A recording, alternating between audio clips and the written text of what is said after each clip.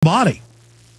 Well, all of this has been proven, and we know that mercury, even in infinitesimally small doses, powerfully increases brain inflammation, activates the brain's immune system, which is destructive of brain connections. Oh, so mercury is the adjuvant. Okay, so I always thought that mercury was the preservative. Okay. Well, it is the preservative, but it also produces a high incidence of autoimmunity. See, they never mention that mercury does this effect when they talk about it, but it's well demonstrated. There's no question. I mean, it's accepted that in infinitesimally small doses, it produces significant brain disruption. It collects in the brain and stays there a lifetime. For instance, a child in the past was given 36 vaccines, most of which contain mercury. Each one of those doses accumulated in the brain for a lifetime, plus whatever they ate, whatever they breathed in the air, whatever was in their food was added to it.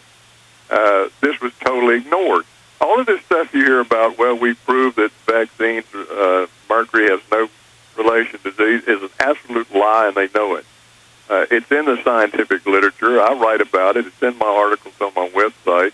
I've published a number of articles on this. All the references are there. So they know it. They know all of these things.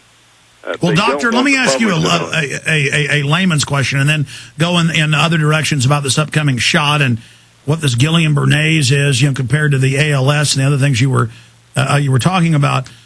And all these new neurodegenerative diseases that I guess give the brain doctors a lot of work, but is really being generated by this and other environmental factors that you were discussing. When you've engaged in brain surgeries, when you've done slides of tissue or biopsies, I've seen, just as a layman in medical journals, the incredible heavy metal plaques, the other plaques that are involved. Can you ever even say in an older person's brain that's had a large diet of heavy metals or worked in toxic factories or had a lot of shots, can you even see that in slides with the naked eye? Or what does it look like under a magnifying glass or under a microscope? Well, you don't see the metals directly, but you see the results of the metals. And, of course, they carefully measure these metal contents in the different parts of the brain and demonstrated, for instance, in Alzheimer's disease, there's a significant elevation of mercury in the part of the brain affected in Alzheimer's patients. They also have higher blood mercury levels than the population without the disorder. So most of these things have been carefully confirmed and measured. The aluminum content of the brain has been measured. And what aluminum does in the brain has been demonstrated quite clearly. So, yes, you can see the pathology in the brain produced by this. And, in fact, they even radio-labeled the aluminum in vaccine and traced it going from the site of the injection in the muscle into the brain. So we know that the aluminum from the vaccine ends up in the brain. So you can't argue about that. That's in the PubMed medical journals and quite well demonstrated. So the evidence is there in just enormous amounts. It's just being ignored, and the media is in a state of confusion. They're listening to the people who are selling this stuff, and they won't listen to those of us who have researched it carefully. Now, about your neurological diseases, I will wager if they do what they're planning on doing, you will see tens of thousands, if not hundreds of thousands of cases of Guillain-Barré and other neurological damage in pregnant women. Their children are going to be damaged. The children are going to be damaged because they're planning on vaccinating babies with this stuff. And they even asked them, what do you think the effect will be of giving free vaccines? Let me give you his answer to that question. We don't know. That's the beginning of his answer. We don't know what it'll do. We don't know what happens when you combine vaccines with different viruses in it. Well, the virologists know. The viruses start exchanging their genetics. They develop hybrids. They develop new viruses that produce new diseases. So he's lying.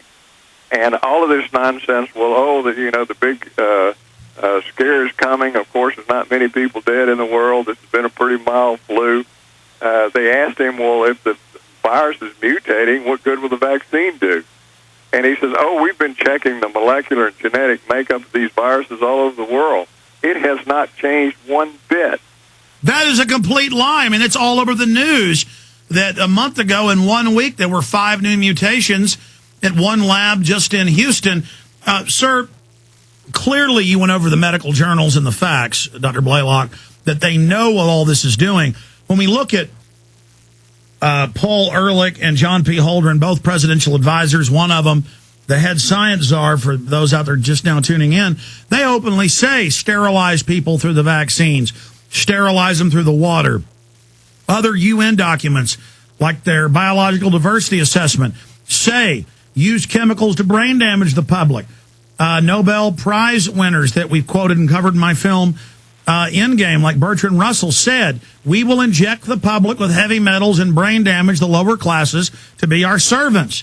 As a brain surgeon, as a neurologist, looking at this, knowing they're lying, knowing they know that one shot of the flu vaccine, what the reports are, 3 flu shots doubles your chances of Alzheimer's in the studies. So if they know what they're doing, then the question is, why are they doing it? Is this part of the larger Brave New World, Dr. Blaylock? Well, they're planning on giving the vaccine to 4.9 billion people worldwide. They have been caught in the past giving vaccines that were specifically designed to produce infertility in African women. The women caught on, wouldn't take the vaccine. They tested the vaccine and found out they had put anti-trophoblastic antigen in it with a specific goal of producing infertility. So they have been caught using a tetanus vaccine. They also used it in Central America to do that one thing, is produce infertility for population control. If you read the literature going back all the way to 1910, this has been an obsession with the Rockefeller Carnegie Group, is control of population growth and to reduce the population of the world. Who was the great funder of molecular science throughout history and all the way up to the present day is the Rockefeller Foundation and the Carnegie Foundation and now the Ford Foundation. So you have major foundations worth hundreds of billions of dollars that have been pouring their money into the science with that goal in mind. They're eugenicists. And as I said on one of your other programs, if you read Lily Kay's book on the history of molecular science, she specifically says that was always their goal, social engineering and control of population. So I'm not surprised that they would use the vaccine on 4.9 billion people worldwide with that goal in mind. Well, I agree with you. It's this specific vaccine already causing deaths in the trials with secret memorandums in the federal government to keep that secret. I would say this is the most suspect vaccine because they've been caught in the past adding these sterilants and other things to the larger programs. That just makes sense if you're coming from their perspective. Well, absolutely. And a lot of people are catching on. A third of the nurses in Britain said they won't take the vaccine. More and more people are concerned about this. And we haven't even covered some of the major things like the contamination with cancer-causing viruses, unknown viruses, neurotropic cell viruses. All of this is talked about in a closed meeting among virologists, but the general public has no clue as to the occurrence of all of this. Dr. Russell Blaylock, final segment with you straight ahead. We'll get you on for an extended interview in the next few weeks. This information couldn't be more important.